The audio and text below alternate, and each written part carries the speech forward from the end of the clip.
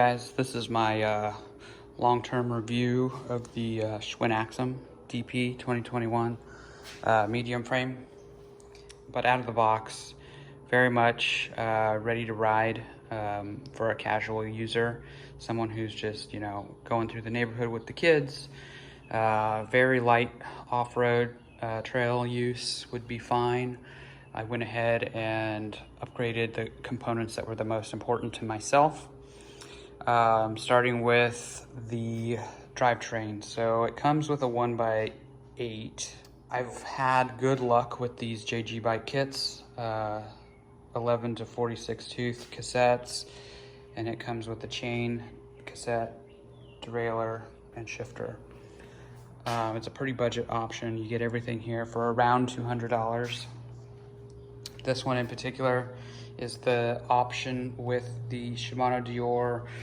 I'm not sure what the model number is. It's like, I don't know, M6000 or some weird number. I have a hard time finding information about this on any website, but I really like this one. This is the first time I've had it.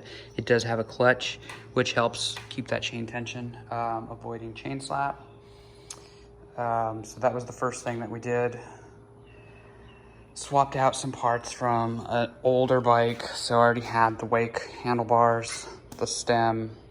I did get new Zoom brakes.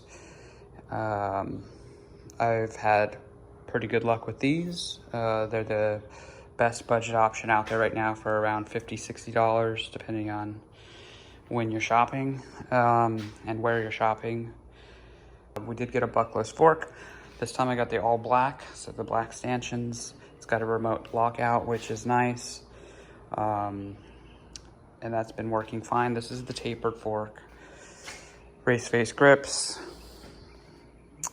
Here is the lockout for the fork. IXF crankset, as always. No issues here. Rock Brothers pedals. These are new to me. I'm usually on the Fuker train, and these have been great. Pretty decent for the money. I think those were like 20 bucks. Kept the stock rotors, so we've got 160 in the back, 180 in the front. I got those new rotor bolts, blue. A couple of bottle cages I picked up on Amazon. Very lightweight plastic. I like these plastic as opposed to the aluminum ones. If they break, they break. You know, I think I paid $10 for the set. Brown seat, Maxxis tan sidewalls. I got the Minion DHR and DHF front and rear. These are tubeless, and they're set up tubeless, and I love them. I think that these tan sidewalls really make the bike. And as always, I've got some sort of local call out, an Austin sticker there in the seat tube. So my long-term review, I think that this is a very capable bike. It's easily upgradable, but it's not entirely necessary. If you're super extreme into flying down mountains, this probably isn't the bike for you, but for the casual weekend rider, family man, I think it's, you know, more than enough bike, especially at this price point, $499 to start, and then you start adding stuff onto it. You know, it's gonna increase from there, but you have all that control, and some of the things aren't even necessary. So just my my long-term review, I think that this bike is amazing. It's holding up well.